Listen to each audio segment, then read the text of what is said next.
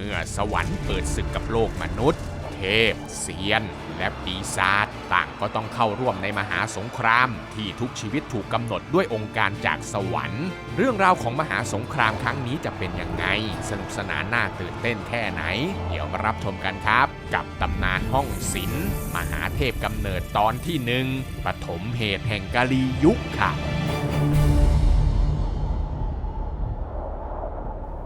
เนิ่นนานมาแล้วในราชวงศ์ซางบนจีนแผ่นดินใหญ่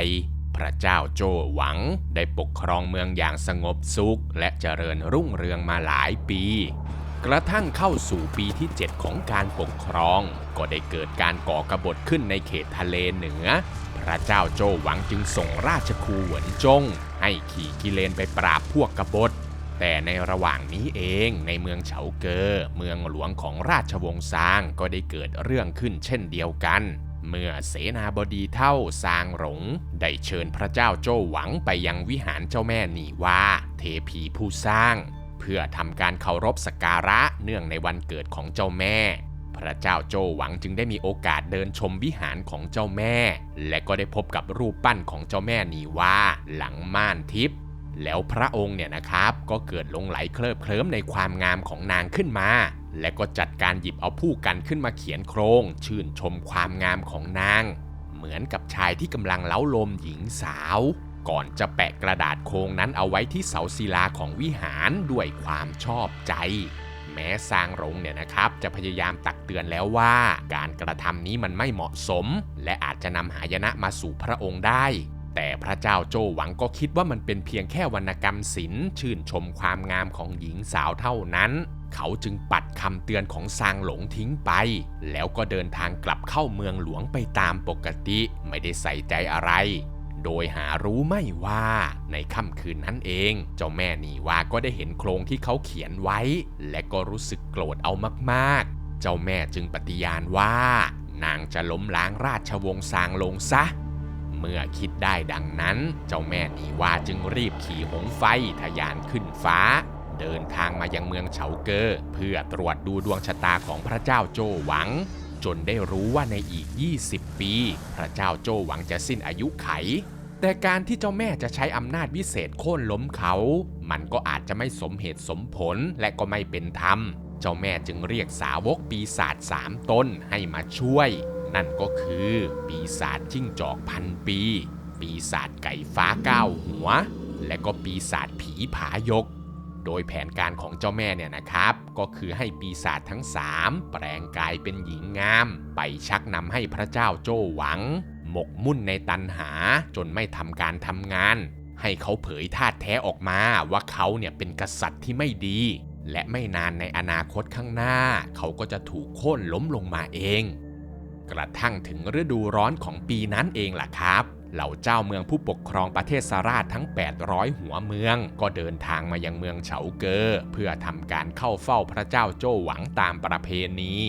โดยในทุกๆปีเนี่ยนะครับพวกเสนาบดีขี้ประจบสอพและคดโกงอย่างเฟยจ้งกับโยฮุนก็จะใช้โอกาสนี้ในการรีดไถขอสินบนกับเหล่าเจ้าเมืองมีก็แต่เพียงซูฮูเจ้าเมืองจี้โจวเท่านั้นที่ซื่อสัตย์และไม่ยอมก้มหัวต่ออำนาจทุจริตของทั้งสองเฟยจ้งและโยฮุนจึงผูกใจเจ็บและหาทางจะแก้แค้นจนกระทั่งฤดูหนาวมาถึงเจ้าเมืองประเทศสาราชก็ต้องเวียนมาเข้าเฝ้ากษัตริย์อีกครั้งเฟยจ้งจึงใช้ช่วงเวลานี้ยุยงให้พระเจ้าโจวหวังขอลูกสาวของซูฮูที่ผู้คนเขาเล่าลือกันว่านางงดงามมากๆให้เข้ามาอยู่ในวังหลวงพระเจ้าโจวหวังผู้หลงไหลในหญิงงามอยู่แล้วก็ไม่รอช้าเรียกซูฮูมาเข้าเฝ้าเพื่อเสนอขอแลกลูกสาวกับทรัพย์สินและยศถาบรรดาศักดิ์แต่ทว่าซูฮูเนี่ยกลับไม่ยอมยกให้นะครับทำให้พระเจ้าโจวหวังรู้สึกโกรธมากหมายจะลงโทษซูฮูในบัดนั้นแต่โชคดีครับที่เฟยจ้งจอมเจ้าเล่ห์ได้ขอให้ปล่อยตัวซูฮูกลับเมืองไปเพื่อจะรักษาภาพลักษณ์ของพระเจ้าแผ่นดินผู้มีเมตตาเอาไว้ซูฮูจึงได้กลับออกไปจากวังหลวงแต่ก่อนจะกลับเนี่ยนะครับเขาได้เขียนกวีประจานกษัตริย์เอาไว้ที่ประตูเที่ยงของวังหลวงเพื่อแสดงความท้าทายต่อพระเจ้าแผ่นดินแล้วก็กลับเมืองจี้โจวไป เมื่อพระเจ้าโจวหวังได้รู้เรื่องกวีของซูฮูเขาก็โกรธมากและก็ไม่รอช้าครับสั่งการให้ฉงโหฮูพระเจ้าแห่งแคว้นเหนือและจีซางพระเจ้าแห่งแคว้นซีฉีแขวนตะวันตกนำทัพไปปราบซูฮูทันทีแต่จีซางเนี่ยนะครับเห็นว่าควรจะสืบหาสาเหตุดูก่อนว่าทำไมขุนนางที่ซื่อสัตย์อย่างซูฮูเนี่ยถึงได้ต่อต้านกษัตริย์เช่นนี้ก็เลยมีเพียงชงโหหูเท่านั้นที่เชื่อฟังคำกษัตริย์อย่างเคร่งครัดรีบยกกองทัพทหารม้านับหมื่นนายเดินทางไปยังเมืองจี้โจวทันทีฝ่ายซูหูที่ตั้งรับเอาไว้อยู่แล้วก็ได้ให้ลูกชายคนโตซูฉวนจงเป็นแม่ทัพนำกองทัพออกไปปกป้องเมืองเอาไว้อย่างสุดความสามารถและเขาก็ทำมันได้อย่างดีมากเลยนะครับจนถึงขนาดที่ชงโหหูเนี่ยต้องกลัวพากองทัพหนีออกไปตั้งหลักแทบไม่ทันในขณะที่สถานการณ์กำลังย่ำแย่อยู่นี้เองล่ะครับน้องชายของชงโหหูนามว่าชงเหยฮูฉายาพยัคฆ์ดำจากเมืองเฉาโจซึ่งเก่งกาจเรื่องเวทมนต์คาถาอย่างมากก็ได้ยกทัพเข้ามาช่วยพี่ชายพอดีแต่ยังไงก็ตามนะครับซูฉวนจงเนี่ยกลับไม่คิดกลัวเลยจัดการหยิบง้าวแล้วก็ยกกองทัพออกไปต่อกรกับกองทัพของชงเหยหูอย่างกล้าหาญโดยหารู้ไม่ว่าในสนามรบนั้นชงเหยหูได้แบกน้ำเต้าใหญ่ใบหนึ่งมาด้วยและเมื่อเห็นว่าสถานการณ์เริ่มคับขันแล้วชงเหยหูก็เปิดฝาน้ำเต้าปล่อยอินทรีทิพย์พร้อมกับควันดำให้พวยพุ่งไปทั่วสนามรบอินทรีทิพย์เหล่านั้นเนี่ยนะครับเข้าไปจิกเข้าไปข่วนทหารของซูฉวนจงอย่างหนักก่อนที่ซูฉวนจงจะถูกชงเหยหูจับตัวไปเป็นเฉลยในที่สุดสร้างความเจ็บปวดใจให้กับซูหูอย่างมากถึงขั้นที่เขาคิดจะปลิดชีพตัวเองเพื่อรักษาศักดิ์ศรีเลยนะครับแต่ก็ยังโชคดีที่เจิ้งหลุนผู้มีวิชาเวทมนต์คาถาเช่นเดียวกันได้ออกมาอาสาเป็นผู้นำทัพไปกู้หน้าให้เจิ้งหลุนเนี่ยนะครับจัดการเป่าคาถาเป็นควันสีขาวออกมาจากรูจมูกของเขาซึ่งเป็นเวทมนต์ที่ชงเหยหูแพ้ทางก็เลยทำให้ชงเหยหูเนี่ยถูกจับตัวมาได้แต่เมื่อจับตัวมาแล้วนะครับซูหูก็ไม่ได้ปฏิบัติต่อเขาเหมือนกับเฉลยศึกเขาให้เกียรติชงเหยหูเหมือนกับสหายคนหนึ่งแล้วเจรจาต่อรองกันดีๆและขณะที่ทั้งสองฝ่ายกำลังเจรจากันอย่างเคร่งเครียดจีซางที่ไม่ได้ยกทัพมาตามคำสั่งของกษัตริย์ก่อนหน้านี้ก็ได้ส่งเสนาบดีซานอี้เซิงที่ปรึกษาของเขาให้นำเอาจดหมายมาให้ซูหูพอดีเพื่อจะเกลี้ยกล่อมให้ซูฮูยอมส่งลูกสาวเข้าวังหลวงไปแต่โดยดีเพื่อรักษาความสงบสุขของเมืองจี้โจวเอาไว้เพราะถ้าหากฝืนต้านต่อไปประชาชนอีกมากมายก็จะต้องเดือดร้อนจากจดหมายนี้เองล่ะครับทำให้ซูหูตระหนักถึงบ้านเมืองมากขึ้นตัดสินใจที่จะจบศึกและยอมส่งลูกสาวไปให้กับกษัตริย์ตามที่เขาต้องการซูหูจัดการส่งชงเหยหูกลับค่ายไปเพื่อปล่อยตัวลูกชายของเขาคืนมาดังเดิมกระทั่งรุ่งเช้าวันถัดมาซูหูก็ตั้งขบวนพาซูตาจีลูกสาวแสนสวยของเขาออกเดินทางไปยังเมืองเฉาเกอโดยในระหว่างเดินทางไกลท่ามกลางความหนาวเย็นนั้นขบวนส่งเจ้าหญิงก็จำเป็นจะต้องหยุดพักแรมที่ด่านขนส่งก่อน1 คืนแต่ในค่ำคืนนั้นนะครับจู่ๆเนี่ยอาคารพักแรมที่เต็มไปด้วยแสงเทียนก็ถูกลมเย็นเคลื่อนผ่านเข้ามาดับแสงสว่างจนมืดมิดเสียงกรีดร้องของบ่าวไพร่ดังไปทั่วอาคารเมื่อพวกเธอได้เห็นวิญญาณอันน่ากลัวลอยผ่านไปกับสายลมด้วยไม่นานครับทุกอย่างก็กลับมาเป็นปกติราวกับไม่มีอะไรเกิดขึ้นโดยหารู้ไม่ว่า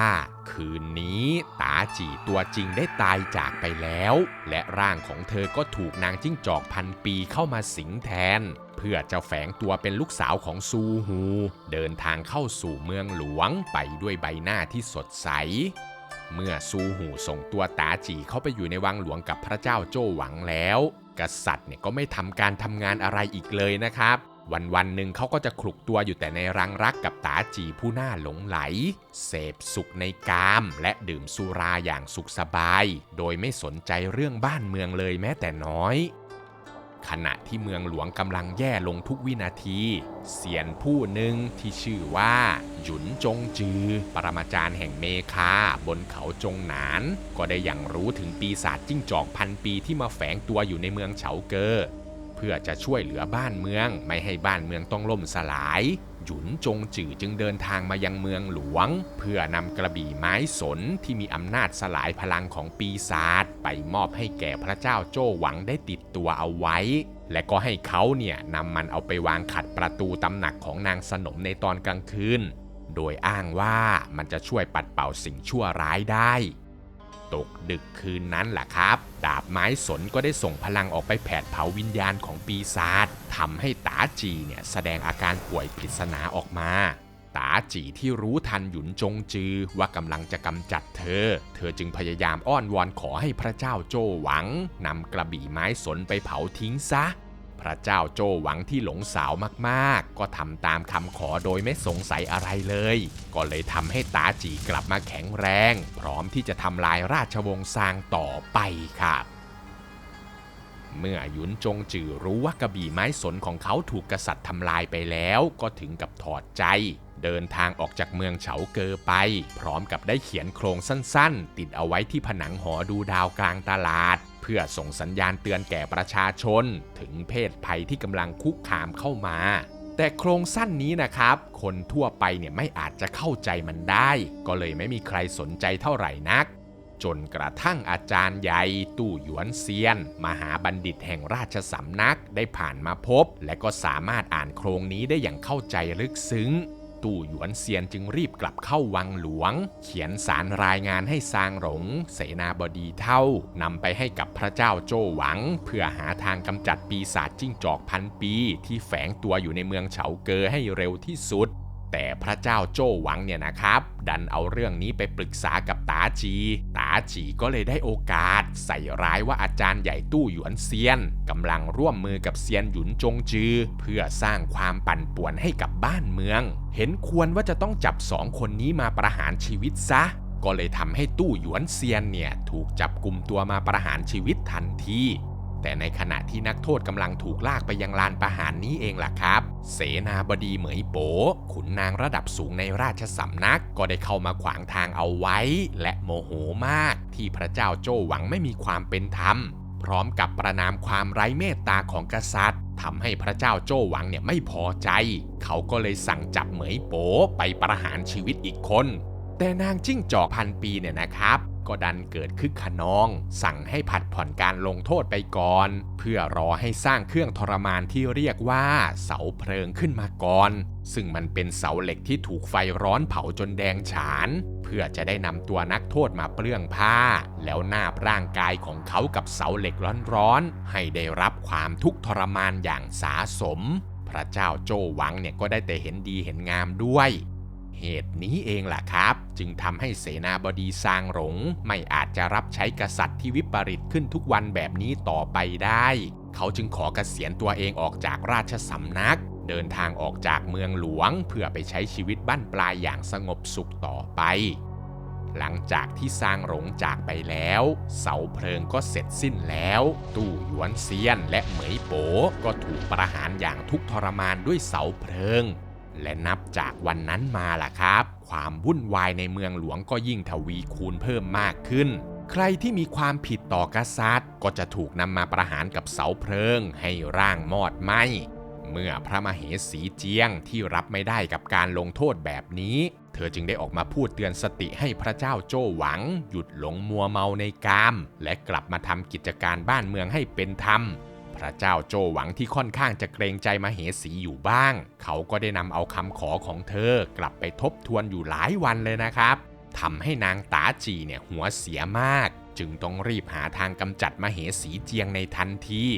นางตาจีเนี่ยนะครับได้ไปปรึกษากับเฟยจงเสนาบดีขี้ประจบเฟยจงเนี่ยก็จำใจจะต้องช่วยเพราะไม่อยากถูกประหารเหมือนคนอื่นๆเฟยจงเนี่ยนะครับได้ไปหลอกให้เจียงฮวนผู้ติดตามมเหสีมาจากแคว้นตะวันตกให้แอบเข้าไปในห้องพระเจ้าโจ้หวังที่ได้จัดฉากรอบสังหารเอาไว้รออยู่แล้ว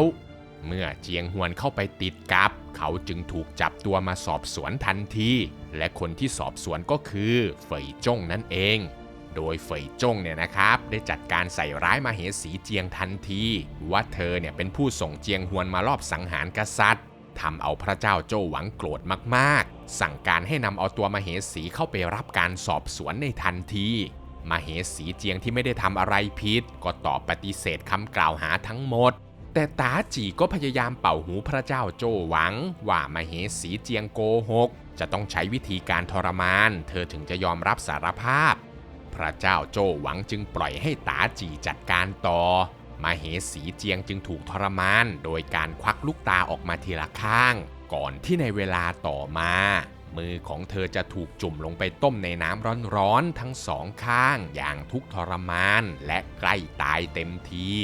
แต่เธอเนี่ยก็ยังคงปฏิเสธนะครับว่าตนไม่ได้ทำระหว่างการสอบสวนที่เป็นไปอย่างเคร่งเครียดนี้เองเจ้าชายอินเจียวและเจ้าชายอินหงรัชทายาทแห่งราชวงศ์ซางก็เพิ่งจะรับรู้เรื่องราวที่เกิดขึ้นทั้งสองจึงพยายามวิ่งเข้ามายังลานสอบสวนแต่ก็ไม่ทันการครับเพราะมเหสีเจียงได้เจ็บปวดจนสิ้นใจตายไปแล้วเจ้าชายอินเจียวรู้สึกแค้นใจมากรีบคว้ากระบี่ทะยานเข้าไปตัดร่างของเจียงฮวนจนขาดครึ่งและก็ประกาศก้องว่าตนจะสังหารตาจีให้ได้ก็เลยทำให้พระเจ้าโจวหวังโกรธสั่งให้องครักษ์ฝาแฝดเฉาเทียนและเฉาเหลยไปจับตัวเจ้าชายทั้งสองมาตัดหัวซะ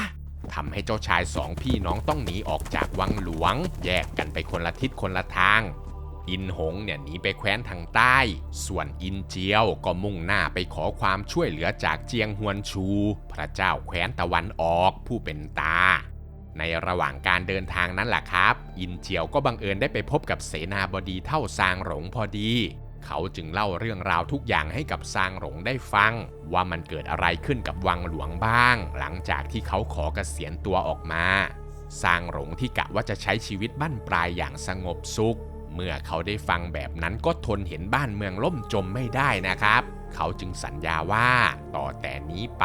ตนจะต่อต้านพระเจ้าโจวหวังและจะช่วยเหลือเจ้าชายในการหลบหนีเองแต่ก็ยังไม่ทันได้เริ่มทำอะไรครับเพราะในเช้าวันต่อมาเนี่ยฝาแฝดเฉาเทียนกับเฉาเหลยก็ได้สะกดรอยตามเจ้าชายทั้งสองจนเจอและก็จับตัวเจ้าชายกลับไปประหารที่เมืองหลวงได้สำเร็จ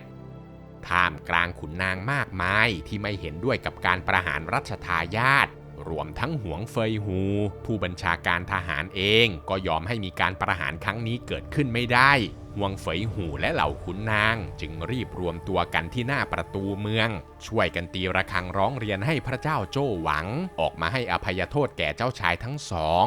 แต่พระเจ้าโจวหวังก็ไม่สนใจยังคงเสพสุขอยู่กับตาจีในตำหนักต่อไปในขณะที่ทุกอย่างกำลังวุ่นวายอยู่นี้เองล่ะครับบนท้องฟ้าของเมืองเฉาเกอสองเซียนนามว่าซิงซุยต้าเจ๋อและกวางเฉิงจือก็ขี่เมฆผ่านมาพอดีด้วยความเมตตาอยากจะช่วยสองพี่น้องที่กำลังจะตายเซียนทั้งสองจึงบันดาลพายุพัดฝุ่นให้ตลบอบอวนไปทั่วทั้งราชวังก่อนจะลักพาตัวเจ้าชายอินเจียวและอินหงไปจากลานประหารหวงเฟยหูและขุนนางเนี่ยนะครับต่างก็พากันงุนงงอย่างมากที่เจ้าชายทั้งสองหายตัวไปอย่างลึกลับพวกเขาจึงพากันแยกย้ายไปเพราะอย่างน้อยเจ้าชายทั้งสองก็ยังไม่ถูกประหารในวันนี้แต่หลังจากนี้ไม่นานนักครับทุกคนเสนาบดีเท่าซางหลงก็เดินทางกลับมาที่เมืองเฉาเกออีกครั้งเพื่อร้องเรียนและตำหนิพระเจ้าโจวหวังแต่การกระทำของเขากลับไร้ผลเมื่อพระเจ้าโจวหวังได้สั่งประหารซางหลงในทันทีที่เขาพูดจบซางหลงที่เคยเป็นถึงคนสนิทและเป็นที่เคารพต่อพระเจ้าโจวหวังอย่างมากในอดีตเขาก็ไม่ยอมที่จะถูกคนอื่นฆ่าให้เสียศักดิ์ศรีนะครับซางหลงจึงตัดสินใจเอาหัวพุ่งชนเสาศิลาและก็สิ้นใจตายไปอย่างน่าสยดสยองแต่พระเจ้าโจวหวังก็ไม่ได้ใส่ใจกับการตายของเขาเลยในขณะที่เสี้ยนน้ำของตาจีค่อยๆหมดไปทีละคนนางปีศาจจิ้งจอกพันปีก็ได้เป่าหูให้พระเจ้าโจวหวัง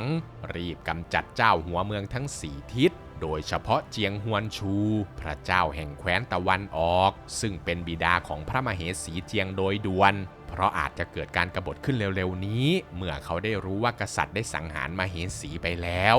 ซึ่งพระเจ้าโจวหวังเนี่ยก็เห็นด้วยนะครับจัดการส่งสารเรียกเจ้าหัวเมืองทั้ง4ทิศให้เข้าเมืองหลวงทันที เจ้าหัวเมืองทั้ง4ทิศที่ยังไม่รู้ความเลวร้ายที่เกิดขึ้นในเมืองหลวงก็พากันตั้งขบวนเดินทางมายังเมืองเฉาเกอตามคำสั่งแต่ในคราวนี้เองนะครับจีซางผู้ปกครองแคว้นซีฉีทางทิศตะวันตกได้เร่งเดินทางออกมาก่อนใครเพื่อนการเดินทางของเขาเนี่ยก็เป็นไปอย่างราบรื่นกระทั่งมาถึงเขาเหยียนจู่ๆท้องฟ้าก็มีพายุใหญ่เกิดเมฆดำเป็นคลื่นทอดยาวลงมายังพื้นดินและก็เกิดสายฟ้าเสียงดังกึกก้องฟาดลงมา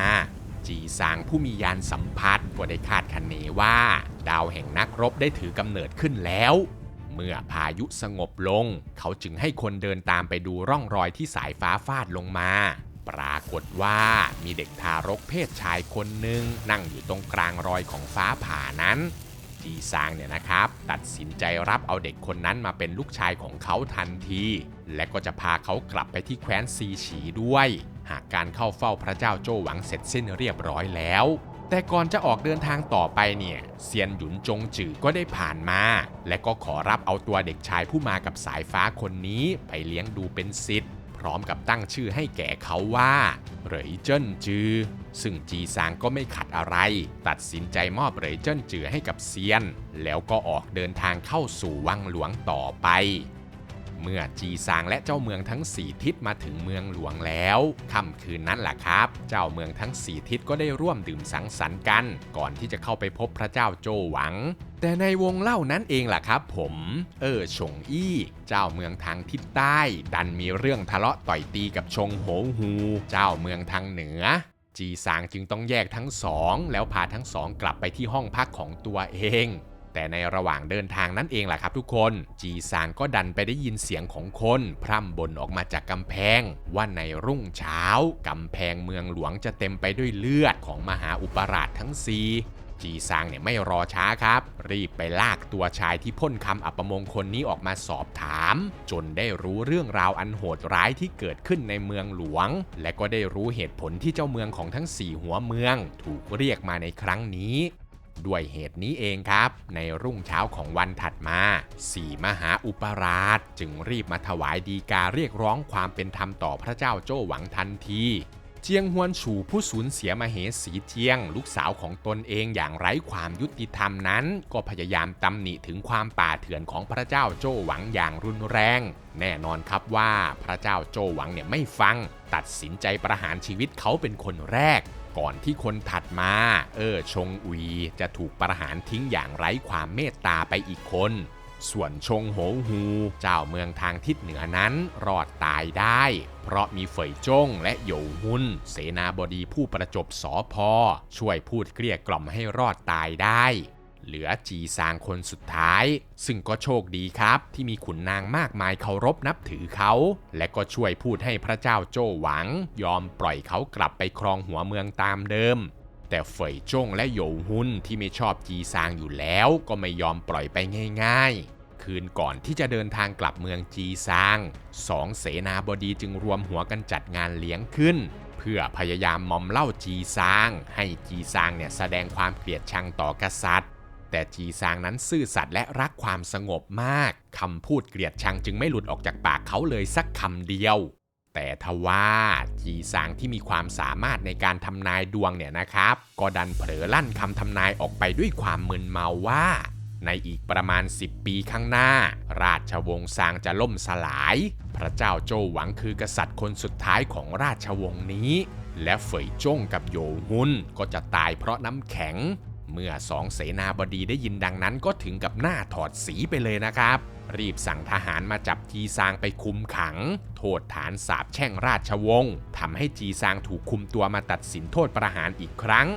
ในการตัดสินโทษนั้นนะครับปีกันมหาเสนาบดีผู้เที่ยงธรรมอีกคนนึงก็ได้รีบออกมาปกป้องจีซางและอธิบายว่าเขาเพียงแค่ทำนายสิ่งที่จะเกิดขึ้นในอนาคตเท่านั้นไม่ได้มีเจตนาจะหมิ่นประมาทต่อราชวงศ์แต่อย่างใด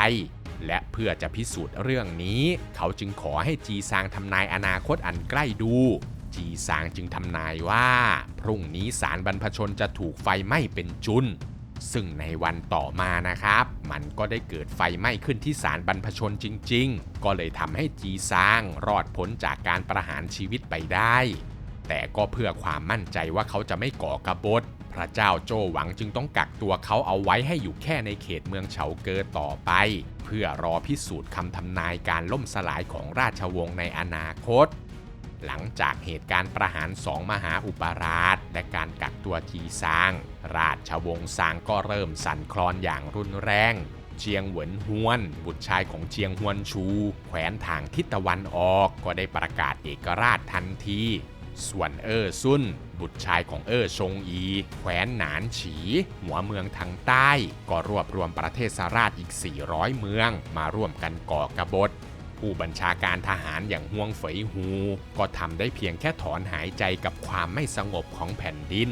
แม้เขาจะไม่เห็นด้วยกับกษัตริย์แต่ก็ทำอะไรไม่ได้จำต้องส่งกองทัพไปป้องกันตามป้อมต่างๆอย่างเต็มที่เพื่อความสงบของประชาชนเมืองเฉาเกอและปกป้องให้ราชวงศ์ซางยังคงสามารถครองแผ่นดินที่กำลังลุกเป็นไฟนี้ต่อไปได้นั่นเองค่ะและนี่ก็คือเรื่องราวบทแรกจากวรรณกรรมห้องศิลป์จุดเริ่มต้นของสงครามระหว่างสวรรค์กับโลกมนุษย์ที่ผมได้นำเอามาฝากทุกคนในวันนี้นะครับหากมีข้อมูลตรงไหนผิดพลาดหรือตกหล่นตรงไหนไปเนี่ยผมและทีมงานต้องกราบขออภัยทุกคนด้วยนะครับถ้าเพื่อนๆชอบคลิปแบบนี้ก็อย่าลืมกดไลค์กดติดตามแล้วก็แชร์คลิปนี้ออกไปเพื่อเป็นกำลังใจให้กับผมและทีมงานด้วยนะครับหรือเพื่อนๆคนไหนอยากจะสนับสนุนมากกว่านี้ก็สามารถสมัครเข้ามาเป็นสมาชิกแบบรายเดือนหรือจะส่งเป็นซุปเปอร์แตงเข้ามาเป็นกำลังใจให้กับพวกเราได้นะครับคลิปหน้าอยากจะฟังเรื่องราวเกี่ยวกับอะไรก็คอมเมนต์เอาไว้ได้เลยนะครับผมอ่านทุกคอมเมนต์แน่นอนครับสำหรับคลิปนี้ก็มีเพียงเท่านี้เนาะแล้วเจอกันใหม่คลิปวิดีโอหน้าครับผมสวัสดีครับบ๊ายบาย